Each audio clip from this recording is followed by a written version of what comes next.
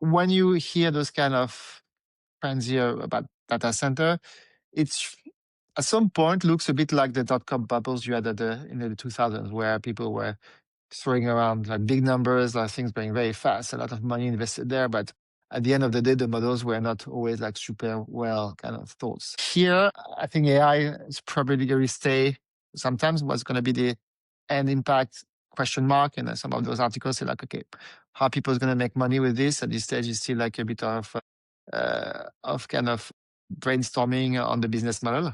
And it's why, I mean, it's very hard for an investor like to say like, oh, 100% convinced that's going to happen. I've got strong conviction that AI is going to change everything, and the sky is the limit. I mean, as infrastructure investor, our role is also like to take a step back here. I mean, it's going too fast, too much money, too much inflation in price, etc. So that should be a red flag, because you don't want to have like kind of what we call a herd mentality and follow the herd, because everybody's doing that. You should do that. This is part of our job, is like just pause, think, and say, okay, what makes sense, what doesn't make sense, what makes money, what doesn't make money, what do I understand, what I don't understand.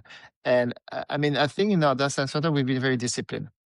For instance, like we don't build a new data center when we feel like most of the capacity is contracted in one facility, because we don't want to be exposed like to a market turn or kind of or even overcapacity in the market, where we are left with some large data center with no kind of contracted capacity because clients are not there, or clients kind of sold differently. And there was also like kind of those kind of articles, or do we need as much power in the future, or do we need to store as much data for AI, because I mean chips will be like more efficient, and they may need less learning, because I mean which means less learning means less data center like to do this learning, etc. So to answer to your question, one, probably is a bit of a bubble. How big is difficult to assess.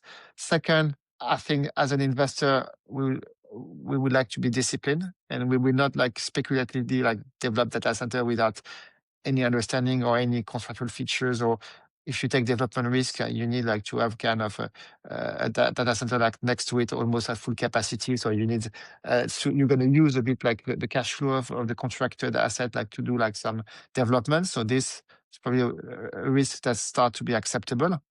And you're going to do it by phase. I mean, all our data centers are done in 2, even 3 phases, where first we work on the first phase. We try to get clients for phase 1. And when we feel like phase 1 is well advanced, we can start phase 2. The good thing is like phase 2 is like still some CapEx to be invested, but there's some synergy between phase 1, 2, and 3, etc. So of course, you may have a better, I would say, if you feel that you're going to have clients very quickly, it's probably better to do all the 3 phases or 2 phases at the same time quickly, but that's increase your risk. On our side, on infrastructure, as I mentioned earlier, we try to have a defensive case and try to develop the alpha uh, on